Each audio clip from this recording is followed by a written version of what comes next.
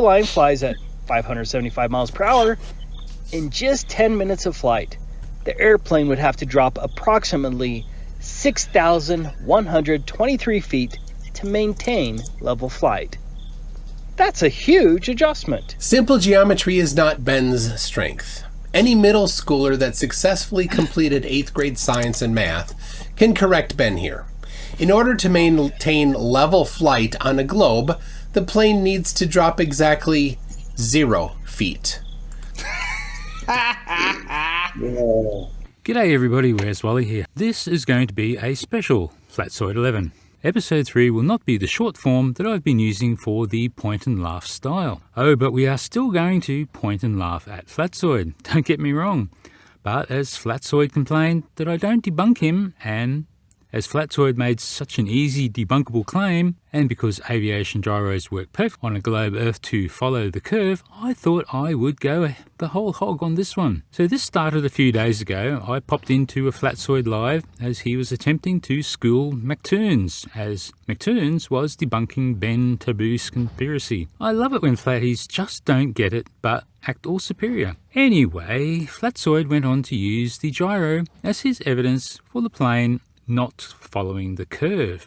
Here is one of his attempts to Flatzoid 11, the Pendulous Vanes. On a sphere, they globe, they circle. The gyro is set. Now, this would be point A. Let's say it's flying to point B. Which way is that gyro, the horizontal gyro, going to end when the plane gets here? Okay, let's put the gyro, the plane here. Let's quickly draw that line which stays in exactly the same horizontal. That would be the horizontal. Yeah.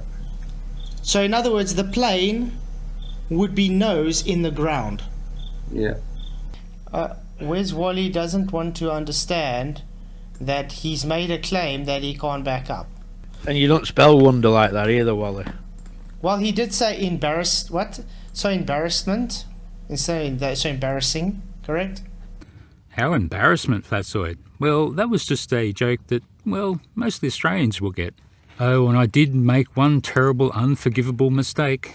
Yeah, he thinks that I'm you, PJ. Wally, the thing. I'm not PJ, mate, you dumpling. PJ's Scottish, I'm English. You can tell the difference because there's always a voice in the background. Right? Yeah. Isn't Scottish and English the same thing? Well, this is maybe to an American guy that doesn't know better. Like, this is PJ talking now. At this second, I am PJ. Michael talk. This is me, Wally. Totally different. I'm calling you fake. This is me, Wally. I popped up a comment and Flatzoid took the bait. Where's Wally? Flat Earth. Yes, an aircraft artificial horizon self-corrects in flight. Oh no, really? Based on what? Where's Wally? A horizontal set on when you're on the runway. Uh-oh. The guy doesn't get the gyros are set in motion on the runway, so it has a vertical and a horizontal datum for the rest of the flight. The Pendulous Vane just pushes air. It uses pressure to keep the gyro spinning. That's all it does. Well, Flatzoid enjoys failing and he's gone deep dive DERP with this one. It's amazing when I held his feet to the fire on the aviation gyros that he was able to produce just so much DERP. A true Flatzoid 11 performance, mate. And then I'm not kidding, Flatzoid did a very Flatzoid 11 thing. He released a short showing some guy who knows almost nothing about the aviation gyros, and Flatzoid nods along. Flatzoid actually gave his approval to this. Side there, that big spinning brass weight is what gives it rigidity in space. Obviously it has to spin pretty fast, thousands of RPM, to really have any sort of gyroscopic effect and create that rigidity in space. So since we have air pressure flowing in through here, coming through this arm there, into the instrument, then there's sort of some cuts in that brass weight to make the airflow as it flows around there. The airflow is actually coming in through here and then exiting through these little slots here to the rest of the instrument that's under suction and then going out the back of the case. In the original video, the guy just stripped off the pendulous vanes, called them limiters and tossed them to one side.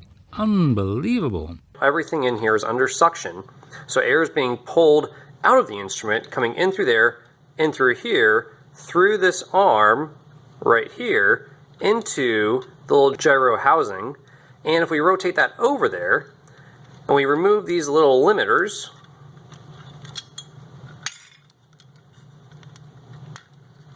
we can then go ahead and take a look at the actual gyro inside the instrument.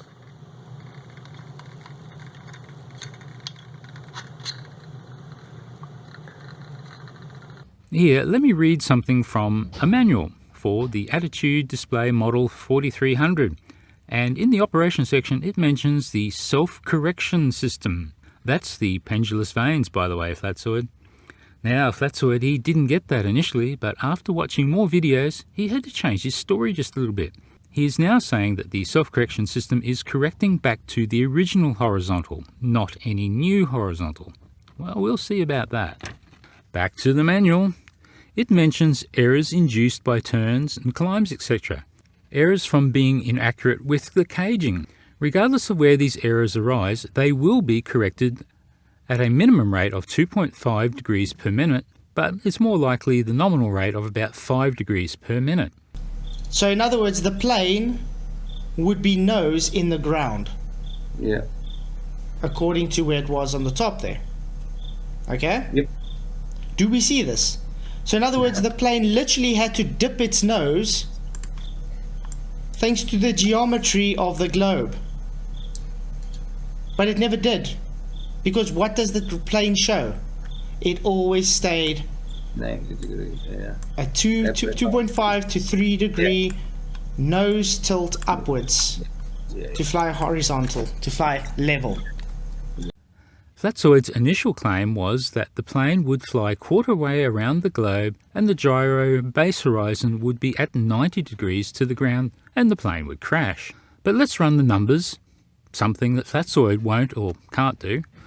Quarter away around the globe is 90 degrees, and the auto-correction by the Pendulous Vanes is capable of adjusting at the minimum of 2.5 degrees per minute. So 90 degrees divided by 2.9 is 36 minutes. So unless the plane can do the circumnavigation of the globe in 144 minutes, then Flatzoid, you're busted. Your claim is nonsense, and your claim is a straw man. Now, he clearly was aware of Wolfie's video, and yet he still trotted out the same fail. Now, the link to Wolfie's videos will be in the description as always. Let's have a look over some of that playlist. Now, if you don't know what pendulous vanes are, let's have a look at that first. Now, the unit is very finely balanced so that even when it's not powered, it will fall to almost level. And the reason for that is that it will speed up the alignment process when you turn on the power. Since the gyroscope is almost aligned with the level, it won't take long for the correcting mechanisms to fine-tune back to true level. So even though this is an electric attitude indicator, it still uses a series of pendulous vanes and air pressure for the correcting. Now, the way it generates that air pressure is that the rotating mass also has built-in impeller vanes, and that creates the airflow that is guided out through the 4 ports, which are controlled by the pendulous vanes, which we'll take a look at now. So if we spin the gyroscope upside down, you can see that little brass tab. As I just rotate the gyro slightly left and right, you can see that under the normal weight, that little brass arm is exposing the hole or blocking it. So that's actually one of the pendulous vanes, and that's how the gyro operates to correct itself.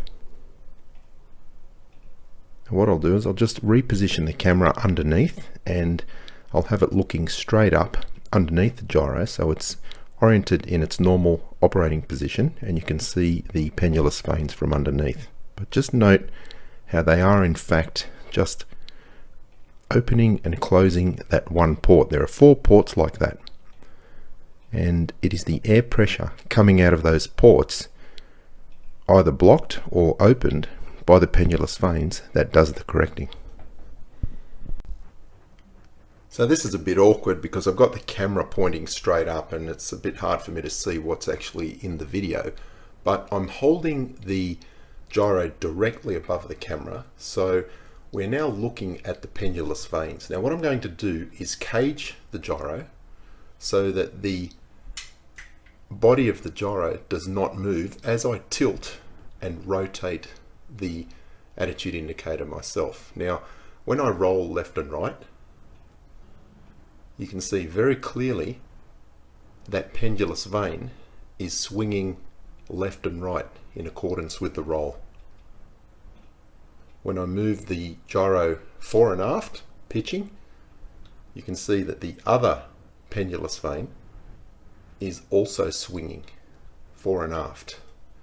Now it is that movement which either covers or uncovers the airport and causes the correction to occur on the gyro, and that's why it is able to always self-correct back to level. And Wolfie shows just how quickly the self-correction is able to remove any error.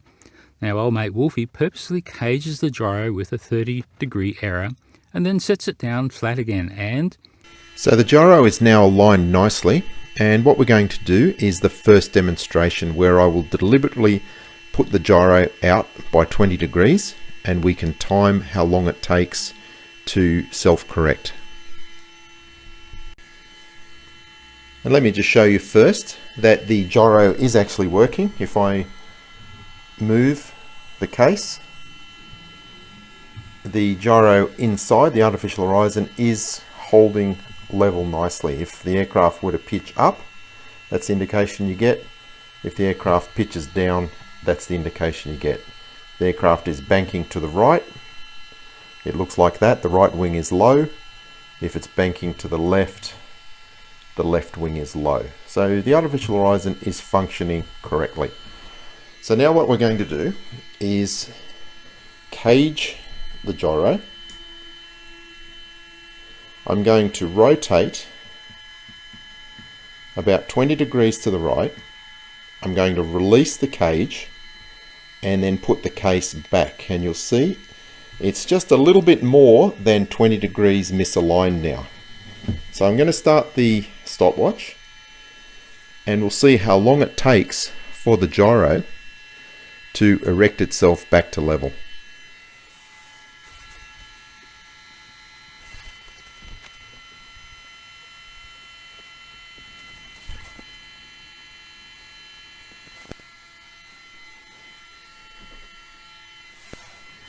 Now, as you can see, it is definitely in the process of realigning itself. It's only been going for less than 2 minutes, and it has already corrected by more than a couple of degrees. Just to explain, this is the vertical position. The first white mark is 10 degrees bank. The second one is 20 degrees bank, and the third one there is 30 degrees bank. The little white dot is 45 degrees bank, and the next white line is 60 degrees bank. So when I deliberately offset the gyro, it was just more than 20 degrees, and you can see now it has reduced to about 17 degrees angle of bank in just 2 minutes. So it's definitely correcting itself much faster than 1 degree every 8 minutes. We'll just let it run until it's completely wings level again, and then we'll repeat the experiment, rotating it in the opposite direction.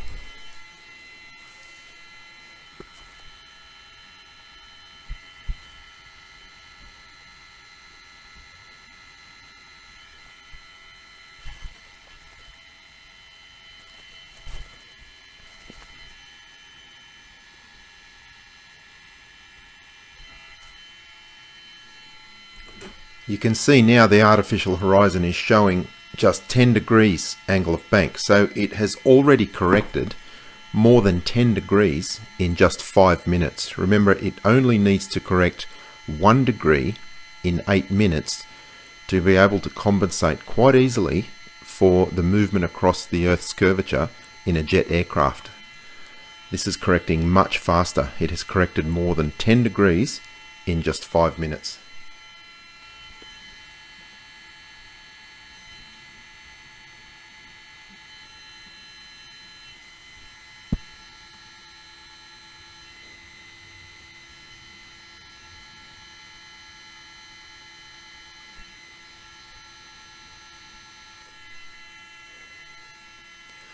So there's the 8-minute mark. The artificial horizon is now showing about 5 degrees angle of bank, which means in 8 minutes it has corrected more than 15 degrees of error. Now that is far more capable than what is needed just to correct 1 degree every 8 minutes. In fact, this humble little gyroscope out of a helicopter would function perfectly on something travelling as fast as the SR-71. It's correcting fast enough to easily compensate for the curvature of the Earth, even in an aircraft that fast. So now we know the gyros do indeed autocorrect the horizontal. So how do I explain this to Flatzoid in a way that he'll understand?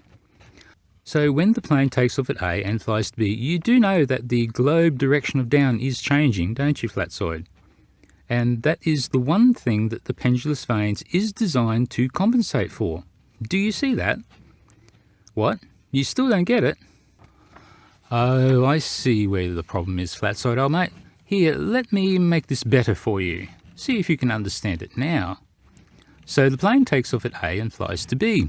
And take note of how down at B is pointing down, towards the ground. So regardless of what angle the gyro was set at A, the gyro will autocorrect the horizontal baseline setting to the new vertical, and at a rate of 5 degrees per minute too. So, just like I said, Flatzoid. So, Flatzoid, it's Wolfie. I hope you're well, mate. As you can see, I'm currently in the cockpit of the Wolf jet. Now, this is operated by the Wolf Pack to fly our top agents around the world as necessary. We're going to talk about artificial horizons today, but before that, I just want to remind you that I still have that footage from the compass experiment that you asked me to do in the cockpit. When I offered to present it to you, you just blocked me from your channel. I'm not sure what you're afraid of. Are you afraid of learning the truth and realizing that you were wrong? So, artificial horizons. Firstly, Flatzoid, I have to say that everything I have heard you say on the topic is wrong. You clearly don't understand what the pendulous vanes actually do, and you have confused them with other vanes on the gyro that are used to spin the rotating mass. Now, some artificial horizons use electric motors for that purpose. Before making an even bigger fool of yourself, I recommend you go and watch my playlist on the artificial horizon. I have one opened up and I demonstrate exactly what the pendulous vanes do and how they operate it. And you can see them correcting the instrument in real time and in time-lapse footage. So this aircraft, being a long-range international jet, has multiple backup systems for the artificial horizons. There you can see the primary flight display for the captain, and I can also select it to this mode. On the right hand side we have the primary flight display for the co-pilot, and that is operated by a different inertial reference system. Here we have the standby attitude indicator. That's a more traditional artificial horizon. It is independently powered by its own battery source. So if all else fails, we can still fly the aircraft solely on this instrument. A common mistake many flat earthers make is to believe that the pilots synchronize the artificial horizon to level before takeoff, and that it never deviates from that position. That is completely wrong.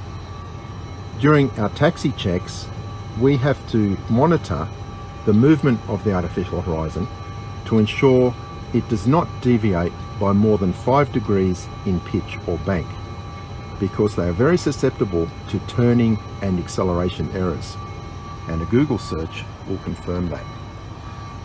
Now, because they are imperfect gyros, and because the aircraft is constantly moving and going around a curved Earth, these instruments need the ability to self-correct. The primary systems in this aircraft are operated by the inertial reference system, and it's currently in navigation mode. when we first apply power to the aircraft, it takes around 4 to 5 minutes for these inertial reference systems to align.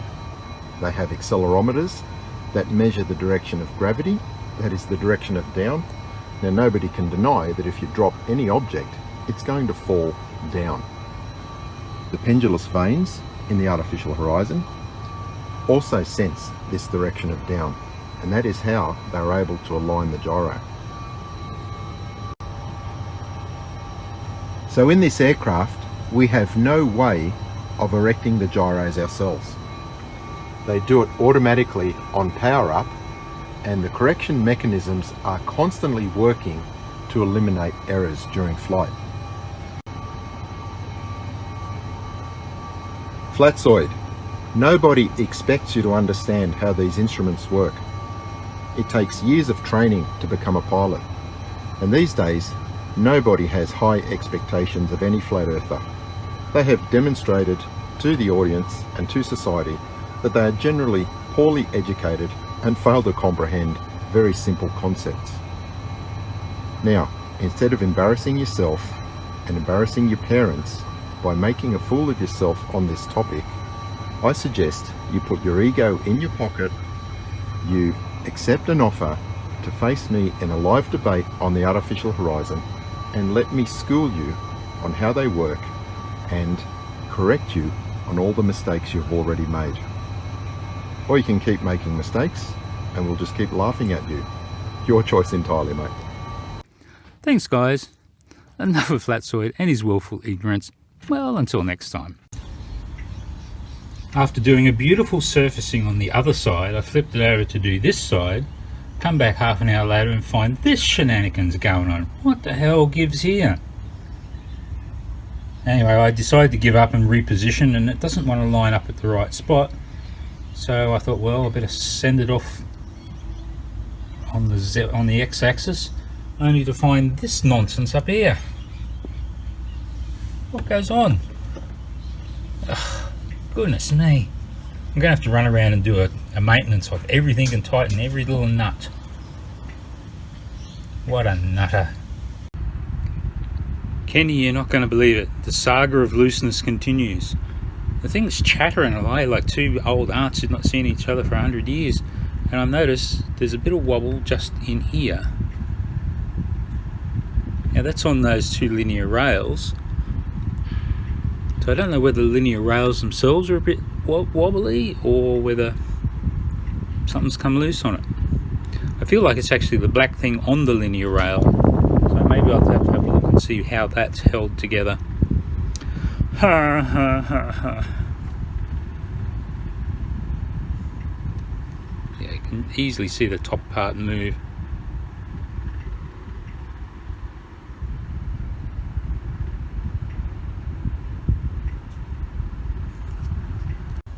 Well, good news mate. That one went 7 turns before it tightened up. So that's good. Now maybe I should put some anti-falling out glue on them. Well, that's riding on the bearing there.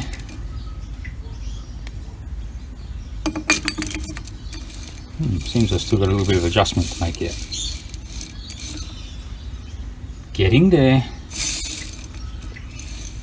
The repair looks pretty good.